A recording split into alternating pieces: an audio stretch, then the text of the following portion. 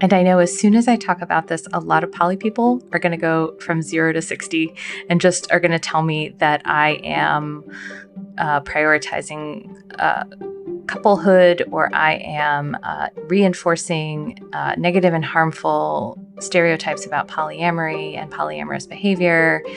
And I don't know what to tell y'all. I just know that sometimes people do want to date as a couple, and I don't think it's always a bad thing.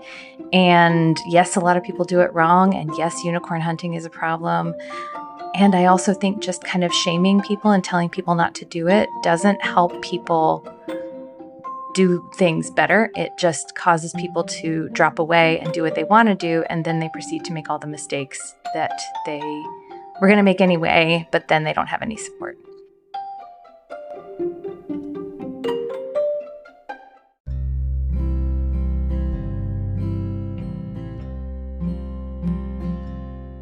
Welcome to Making Polyamory Work.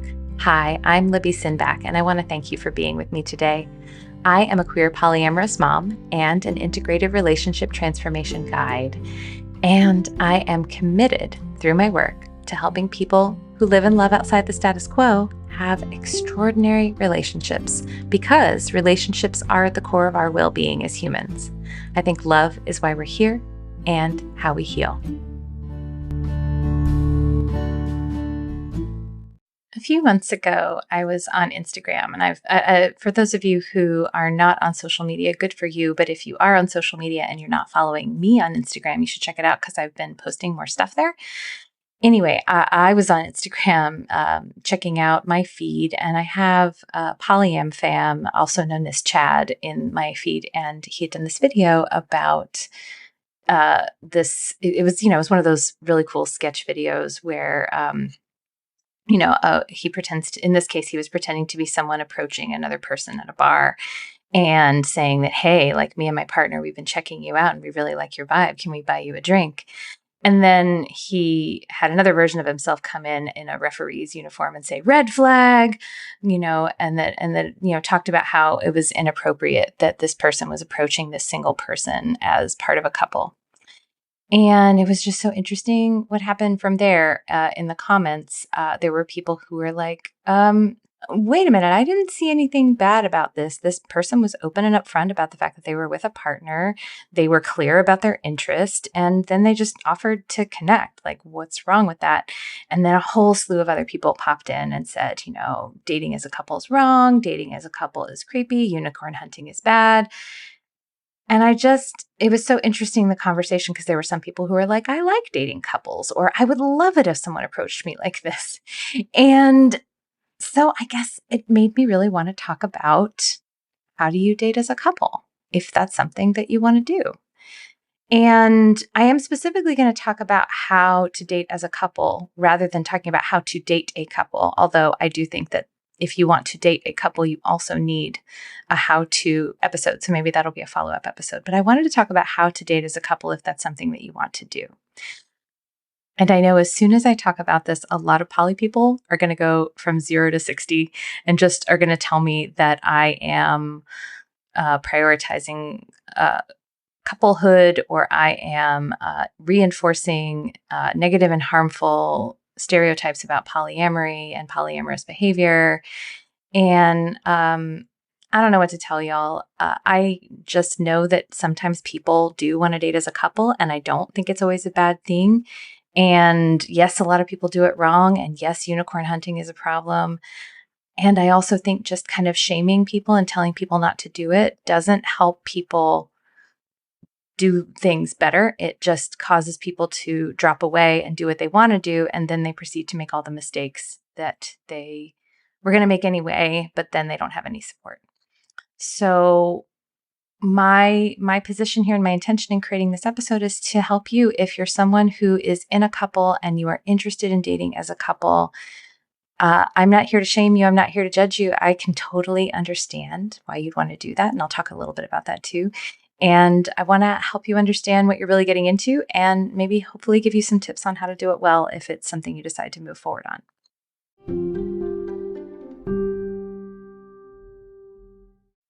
So first and foremost, I want to define some terms here. Let's first define what unicorn hunting is and why it's a problem.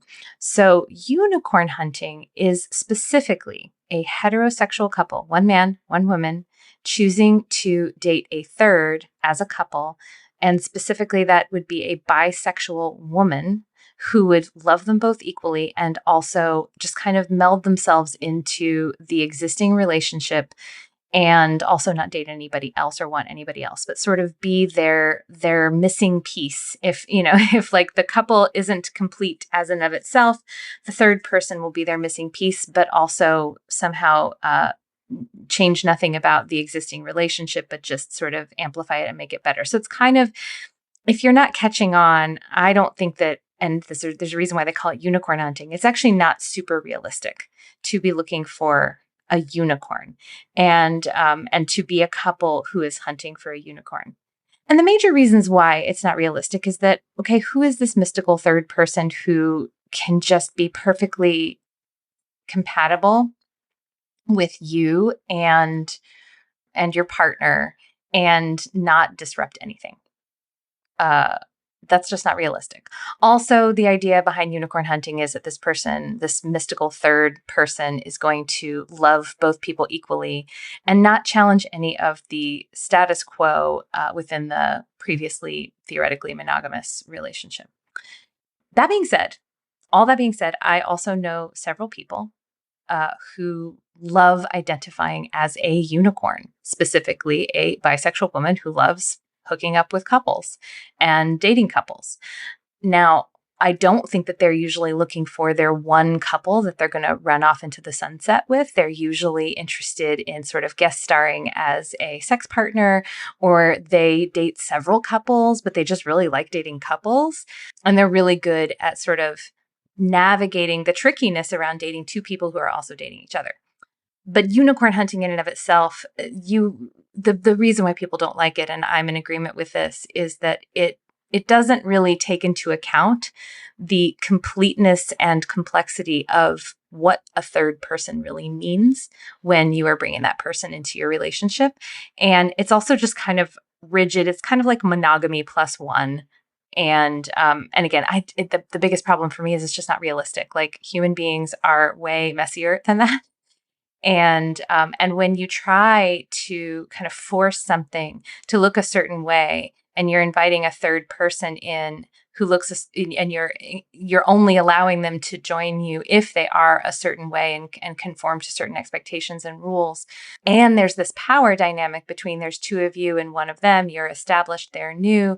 It can create a whole problem of that person feeling objectified, that person feeling exploited, that person feeling like they have to shrink down who they are in order to fit in a predetermined mold.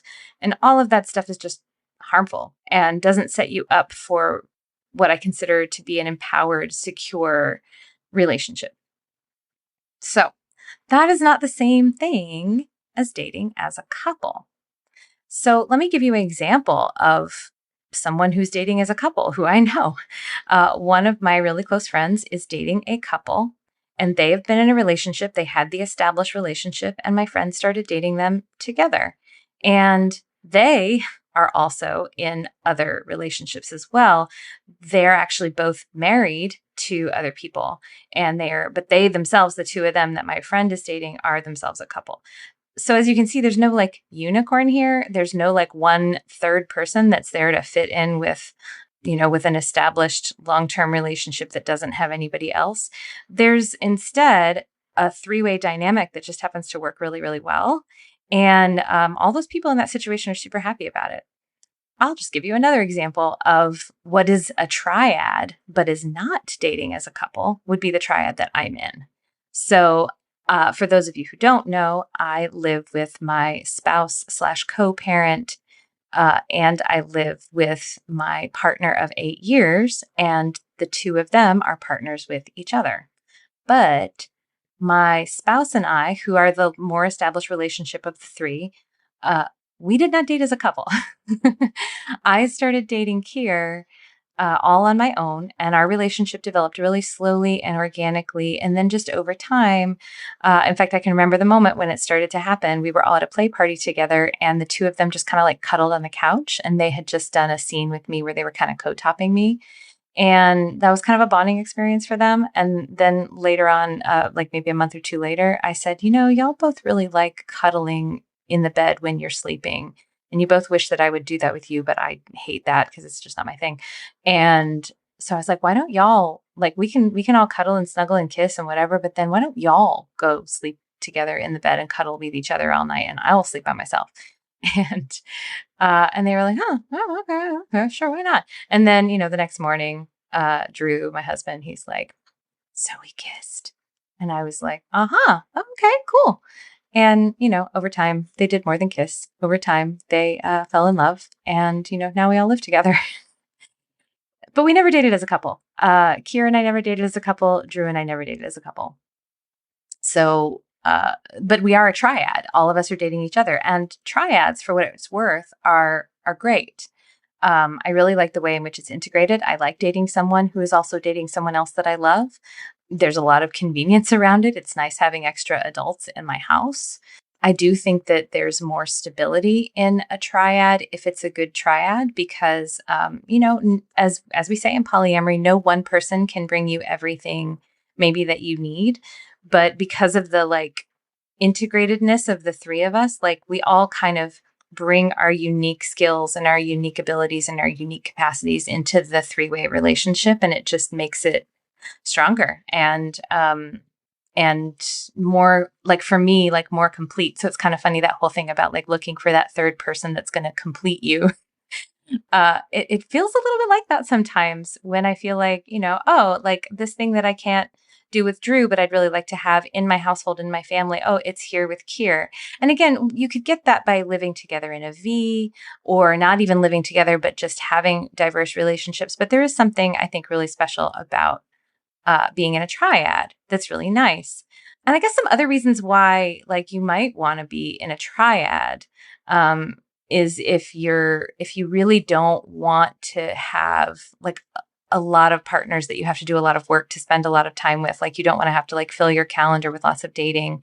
You just kind of really want like a one-stop shop, but you're bisexual or pansexual, or you just like sexual variety. Like, having it be sort of in a triad in your household, or just sort of like everybody's hanging out together all the time, even if you don't all live together. Again, that can just be really nice. And if you really like a more committed, sort of stable-ish relational framework, it can be nice. And I say stable-ish because there's ways in which triads can also be challenging, which we'll get to. But specifically, dating as a couple is also different than just being in a triad, because you can be in a triad and not date as a couple. And in fact, a lot of people, when they talk about dating as a couple, they say, don't date as a couple. If you want to be in a triad, cool, but let each of those dyad relationships develop organically. And well, that's what I did for sure. And that definitely has been nice. But I've met people who date as a couple and they're not horrible about it. I want to say that again. I've met people who date as a couple and it's not horrible. It's not horrible.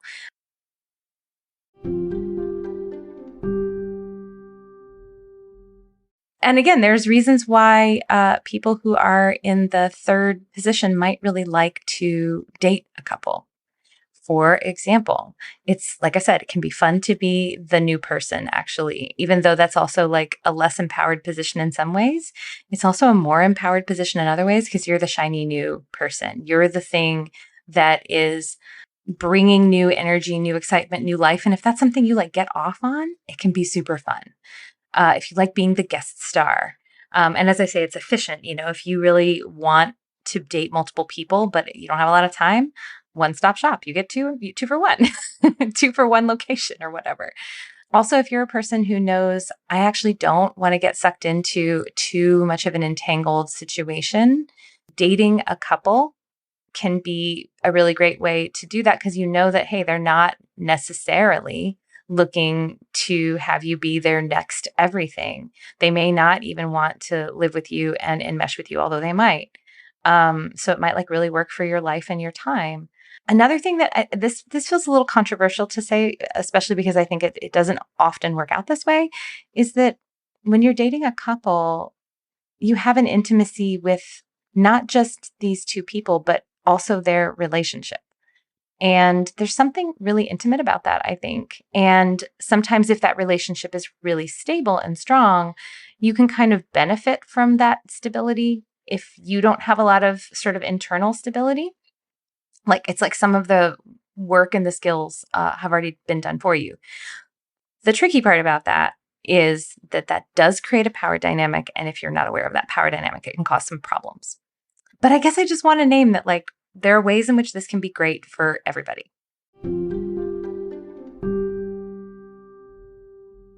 Here's some not good reasons to do this, though, that are common. So listen up. And truly, if I'm naming something that you've been thinking about, if you're a couple and you've been thinking about dating someone together, please raise your hand if these are some of the reasons why you might want to do this. So first of all, it just might feel safer to you if you're both dating the same person. Like you might feel like you have more control. You might feel like if this person doesn't work out, you can both agree to break up with them because you're not acting autonomously. You might feel like you can enact more rules to protect your relationship if it's just one person. So all of that kind of in one bucket. If you think that it's safer, or there's a way to control it, or if it's a way to maintain like a one penis policy or something like that, if it's a way to control how many people your partner's seeing or what gender your partner's seeing, anything like that, it's not a good reason.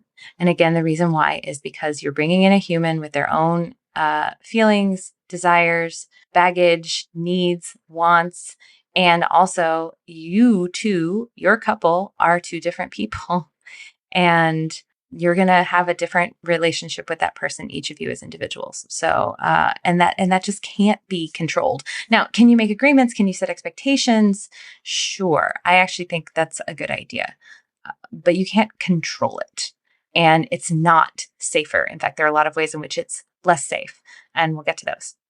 Another reason is just if you like have this sexual fantasy or some kind of like vision, some kind of preset vision that you want to enact. And the reason, again, you're bringing in a human, relationships are organic creatures. Like, it's not that you don't get to set expectations and hopes and desires, but if you have like, well, one way that it's supposed to be and you're going to try to jam that person in there, your power dynamic can kind of pressure them, and they might try, but it could be really painful and objectifying for that third person. Another reason not to do this, I feel like this should be obvious, but it's amazingly not, is don't do it if you're trying to solve a sexual issue or a domestic labor issue. Like if one of the problems you're having is that you don't actually want to have sex with your partner and you want someone else to do that for you, or if you are needing more help with your domestic labor. There's a lot of these jokes of like monogamy in this economy. We need another income in our house. Da, da, da. I mean, again, nothing wrong with wanting additional adults in your house. As I say, it's great, but trying to draw someone into your existing relational dynamic to solve that problem, it's a little exploitative. Maybe a lot exploitative. Again, this is a person and they may or may not want to live with you. They may or may not be available to share finances with you in the way that you might like. And I hate the way that we tie romantic relationships to all of these other things like domestic labor and sex, when like they don't actually all have to go together, and they may not. And all of these relationships need to develop organically rather than this like objectifying, like I just need another income in my household kind of thing. Like if you need another income in the household, find a roommate, get a friend to move in with you. You don't have to have sex and have a romantic relationship to share rent. Okay. Last thing I'll say is if you think that it's going to solve the problem of jealousy, and because the person is just going to love you equally, or they're going to love you both, and so you won't have to feel jealous. I get that. I get why you'd think that, because obviously if, there is the other problem if you're dating separately, if one of you is having more dating success than the other one, or the relationships are just developing at different rates, then it can be hard not to feel jealous if your partner's going on lots of dates and you're not. However, expecting someone to love you the same when that's not actually realistic, because relationships are their own organic creations. Again, it just puts this tremendous pressure on this third person to behave in ways that may not be authentic to them. And I would never in a million years want someone to feel like they have to be in a relationship with me in order to have access to someone else that I am in a relationship with, and that they have to perform a certain amount of sexual romantic interest in me in order to access that with someone else. That just seems really messed up. And and then the last thing that my podcast editor, Finn, said that I should add to this list is don't try to date as a couple if it's someone's birthday and you just want to if you just want to give them some cool, sexy treat by bringing in a third person. And that's really just because you're not going to know what you're doing. And again, it's just objectifying.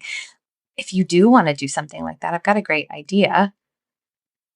Hire a sex worker. They're great at that. In fact, they know how to show everybody a really great time. And they don't care if they don't see you again after that. Although if you become a repeat customer, that's great too. But it's a job. So it's a different ballgame. So hire a sex worker. And, sex workers are often something that is suggested when people are talking about the things that are making them want to pursue dating a third as a couple. Because a lot of the things that I'm listing here, apart from the money thing, are things that a sex worker can do great. And again, you're hiring a professional to help you with a problem or offer you some kind of fulfillment of some kind of fantasy. That's great. And then you're creating some clear boundaries and some clear expectations. And you do get to set the terms because that person is someone you're hiring versus someone who might be there for their own reasons.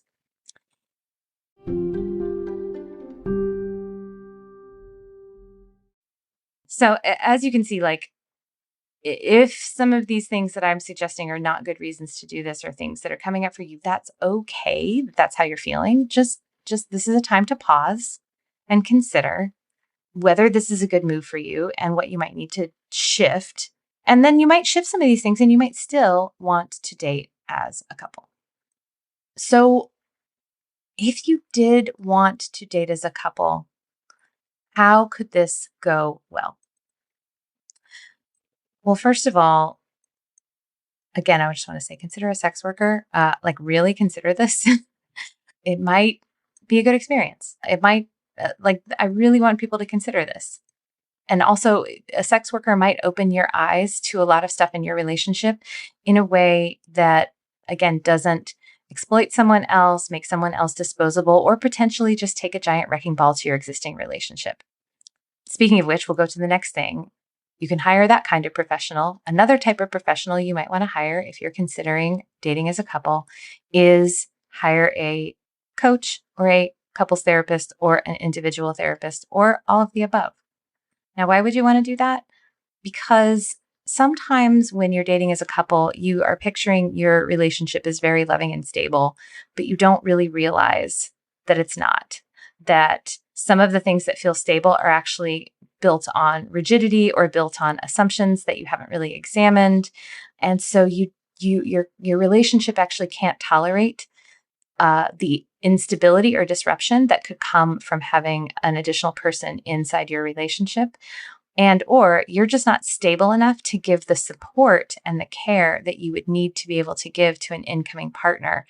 Or you're not aware enough of the power dynamics within your own relationship to be able to understand the power dynamics that exist when you're bringing in a third person and you're in an existing relationship. And if you haven't looked at any of that stuff and you don't know where to start, having a professional help you with that can be super, super supportive. And then you're not having to figure it out on the job, so to speak. You get to kind of figure it out and maybe unpack some of your couples privilege, maybe unpack some of your mononormativity, maybe unpack some of your queer phobia if you have any of that, maybe, unpack the patriarchy. Or just unpack some of the ways in which your relationship is set up so that you understand it. It's sort of like, if you were going to buy a house or if you were going to make a major renovation to a house, you might hire an inspector to kind of walk through the house and just check and see how is the structure, how are all of the systems that are running in the house, how's it all going? Can we make sure that it's in a good place so that it can handle this big shift before we come in and just, build an addition onto it? So I really want to recommend that. Because honestly, sometimes the disruption that can come from bringing up a new person into your relationship can kick up a whole bunch of just unaddressed, under the surface stuff in an existing relationship. And it can be reactivating to trauma. It can, amplify some really harmful patterns that are existing in your relationship, and, can create some really harmful dynamics and that nobody wants, like nobody's intending. So if you come into it with your eyes wide open with a lot of awareness, you can avoid a lot of that. And I mean, I'm not just saying that because I am a relationship coach. I really want to be clear. Like, I just think it's a really good idea. So then another thing to do is just make sure you're examining your reasons, and then examine them again and think about what you're really looking for. And then also think about what would really make this not work for you. Like, think about maybe some scenarios in which dating as a couple and you have a third person that you're dating, where that really goes sideways and it's not what you want, and it actively is something you'd want to move away from or end. It really can help to just like imagine, like, where are my limits of what I could do or where this could go, and where are the things that I would be like chill if this happened. And then talk about that with your partner, because what you might be really chill with and what they might be really chill with might be really, really different. And if you haven't discussed it, you might just be assuming you're on the same page. A next thing is understand that humans are humans. They're complicated. They say one thing, they do another. They aren't necessarily aware of themselves. They change their minds, and things happen that are unexpected. I want to say that again. Things happen that are unexpected with humans. We don't always know how we're going to feel about a situation until we're in it. So even though I recommend getting like some support before you step into it, I would still be prepared for your expectations to shift and for what you think you're going to like to shift. Like, be prepared for that. And also be prepared that your relationship, the relationship that you have to this other person, and the relationship your partner has to this other person will evolve. They will go through expansions, contractions, moments of intensity, moments of calm, moments of even disconnection. And if you're really going for something for the long haul, that's definitely something you need to be prepared for. Just to give you an example, there's a period of time where Kier and I, so we've been together for 8 years. There's a period of time where we were spending a lot of time together. We were really close. Then some stuff happened in our relationship and we needed more distance. All throughout that time, my partner, my husband, my spouse was dating them. And there was a period of time where I needed more distance from them. And I didn't want that to negatively impact the relationship that my other partner had with them. But, we lived together. And so I also needed some kind of like sense of like when I was going to see them and when I wasn't, so that I had some control over the space that I needed. And like, we had to handle that really carefully and really tenderly. And also, I didn't ever want them to feel like if I broke up with them or if things didn't work out with them, that they would have to break up with my husband, or that my husband would break up with them, or, vice versa. If like they were having a difficulty, I wouldn't want either of them to feel like that would impact my relationship with either of them. But like, that distance was uncomfortable, and at the same time, it was really important for us to be able to continue our relationship. And actually now we're in kind of a period where we're taking a little bit more space with each other. And I think that's going fine because we've done it before. And there are times when, things have been tense between me and my husband. There have been times when things have been tense between the two of them. And like, to go to my next thing of like how to do this well, is I would recommend doing a lot of deep learning about boundaries, doing a lot of deep learning about how to stay out of other people's business, even when they're close to you, even when they're someone that you love. Because when you're in a 3-person relationship, triangulation can happen really easily if you're not careful. It's so easy to get invested in how a relationship that isn't yours is going and want to support it. And at the same time, it's really good to err on the side of like offering support to the individual person rather than offering support with some kind of agenda for the relationship itself. And it's so hard to walk that fine line. And yet I just want to give my husband, especially, like, mad props for being able to do that, because he does it exceptionally well. And sometimes when it's hard, So if you have no sense of boundaries, you have no sense of like pausing and deciding whether or not to put your 2 cents into a situation, or pausing and considering whether something's really your business, I would do some work around that, because when you're in a three-way relationship, even a triad that is developed on its own like ours, not having a sense of where you belong and where you don't can really cause things to go sideways. Another thing here, just kind of in the same vein, is that longevity doesn't indicate success. And we say this all the time in polyamory, and it's so important that like we really take this to heart. Like, just because a relationship didn't last doesn't mean it didn't work out. Doesn't mean it was a failure. It was a failure if it was really painful and horrible and explosive and terrible. But sometimes like you might one relationship might kind of wither, another relationship might stick around and thrive. And so then the triad breaks apart because and becomes a V. Or sometimes like there really is just a three-way dynamic that's really powerful, and it only really works if that three-way dynamic is there. And maybe that three-way dynamic doesn't continue to work. And then the dyads just aren't able to hold the relationship together, and so it falls apart. Maybe that's something that's okay, that's worth making peace with. And speaking of that, I think it is, just again to reiterate this, really, really important to talk about this from the beginning of the relationship, and not just between you and your existing partner if you're dating as a couple.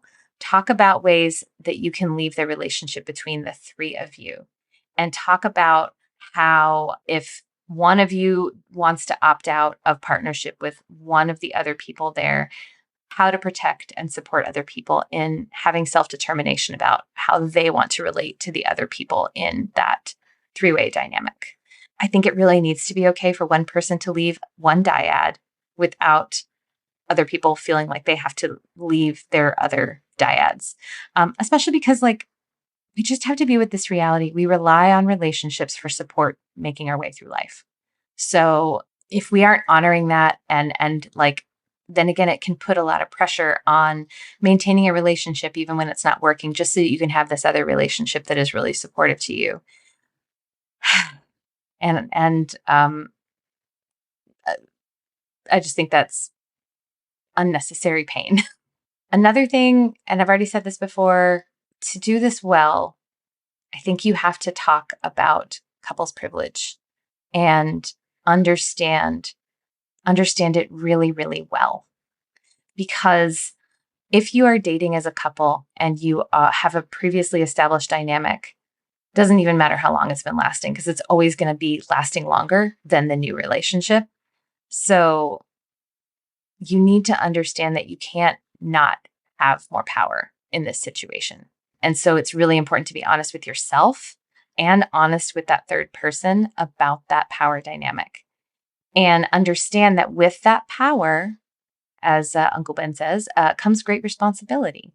Responsibility to go out of your way to support that third person. And, I just want to name here that not only is that like a thing you need to be aware of, you need to check and make sure that you actually have the capacity for it. Because if you're like this power couple and you've got a lot of things going on and you're really over leveraged, you don't have a lot of time for difficult conversations, you don't have a lot of time to really look inside and reflect, you don't have the ability or the capacity to rearrange how you do things, like around all kinds of like lifestyle choices that you've made with your existing partner that are working really well, but they might need to change to accommodate this third person. If you don't have any capacity for that, please don't date a third person and invite them into your relationship, because you really are basically saying, okay, come on in, but good luck. We're not going to help you at all. It's really important to be able to have the ability to be flexible with a new person, to be able to shift based on their needs, desires, preferences, have room to accommodate them, because their needs and their way of being may be really different from what the two of you have worked out with each other over years and years. And an example of this that I'll just share is this came up with a client of mine who is dating a couple. And the couple, like when they travel together, they have like a real established routine of how they like to travel together. And it's to the point where they just don't even think about it, and they're just in lockstep with each other. And then they wanted to go on a trip with the third person that they're dating. And this person was like, I have travel anxiety. I don't want to sit alone on a plane. I want to make sure that we get there with enough time to really just like sit at the gate for like an hour. Like that is how I feel comfortable. And it's so uncomfortable to have to constantly be your own advocate. And and at the same time, I do recommend if you are a third entering an existing dynamic, like it's useful to be prepared to be your own advocate. I do think that that's important. But I think that also if you have all the power or a lot of the power in a situation, it's also on you to check, like to really look and see, are there places where I need to accommodate this person and what they need, and really give a lot of room for them to be able to advocate for themselves, because it can feel really uncomfortable to constantly be tapping on someone's shoulder being like, hey, I need this to be different, or hey, could we do it this way, or hey, could you make a little room for me here? That can be exhausting. It's like the difference between saying, hey, come on in, make yourself at home, and hey, come on in, by the way, here's where the bathroom is, and by the way, do you need anything? Can I pick up anything for you at the store to make you feel at home? By the way, here's what you need to take a shower, and here's the shower, and here's how it works. And like really walking them through what it's like to be in your home, and then ask them for ways in which it needs to be different to help them feel better there. Okay. I really want you to get this. With great power comes great responsibility. And that's especially true with couples privilege.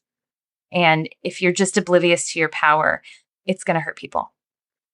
It's just, I don't make the rules. It's just how it is. If you're oblivious to your power, then, and you don't use it properly, it's neglectful, and you're probably going to hurt people, and you won't even be meaning to, and it won't be your fault, but it is your responsibility. Okay.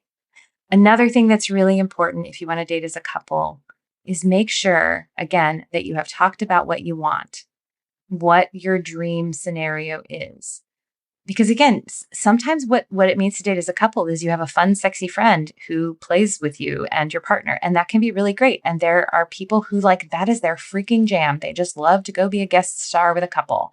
But it's important to understand, like, that's very different than looking for like a person to come live with you and raise kids with you and have this beautiful, sexy three-way dream playing house together life. And it's so important to be clear. Do you want to be on like sort of an escalatory type path together? Or are you wanting like fun, sexy friends who just like to fuck both of you? It's just very, very different. And it's important that you're clear, and that the person who's incoming is clear about what they want, and that you've talked about it with each other. And also be prepared for that to change, because relationships do their own evolving.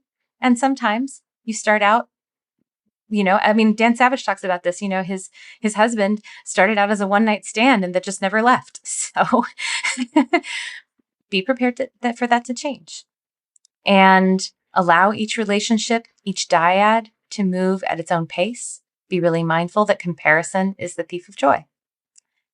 And lastly, if you want to date as a couple, the most important thing, I think, is to go slow.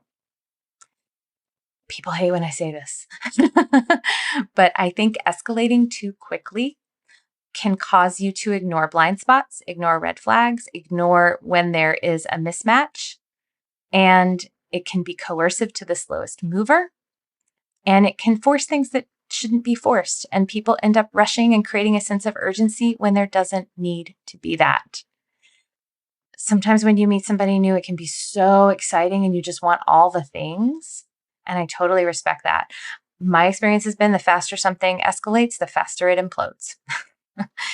And when you build something slowly and allow things to really blossom and be willing to let things expand and contract and breathe, and allow the balance between catching fire and a slow burn, and be watchful for when you're people pleasing or when you're ignoring yourself,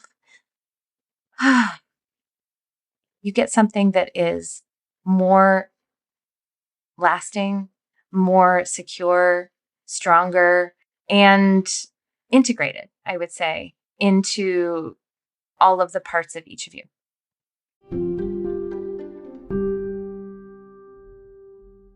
So, to sum up, I don't think there's anything wrong with dating as a couple if you have done all of the work.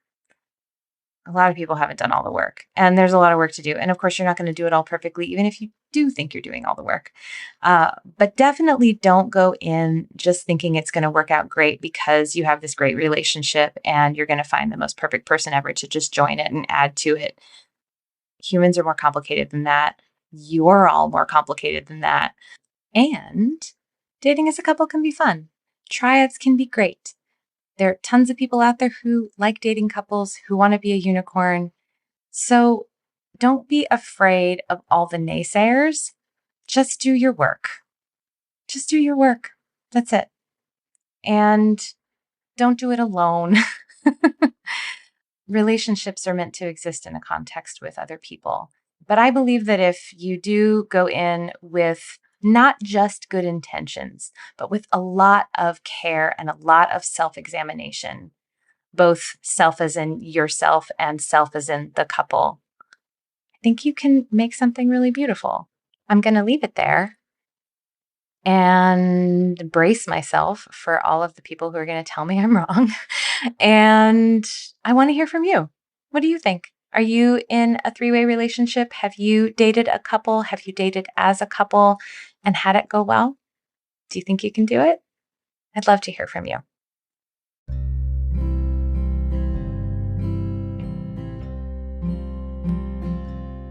Thank you so much for joining me today. If you have any thoughts about what I've said today or a question for the show, I'd love to hear from you. You can find me on Instagram as thatpolyam.mom, or you can go to the show's website, makingpolyamorywork.com, and submit a question there. I'll also say that if you're loving my podcasts, but you are looking for more support, I do this for a living. I am an integrative relationship guide. So I help individuals, couples, and groups have amazing relationships. You can find out more about my offerings on my website. If you love this podcast, please share it with your friends, your networks, your Facebook groups, your coworkers, your family, etc. And make sure you subscribe so you don't miss an episode. Also, if you listen on iTunes, I always love getting reviews. It literally makes my day. And it'll also help more people find the show. Making Polyamory Work is created by me, Libby Sinback. It is edited by Finn of the Normalizing Non-Monogamy podcast and hosted on the Spotify podcasts platform. Vanda Leone manages the website and posts the transcripts. Thank you, everyone, and see you next time.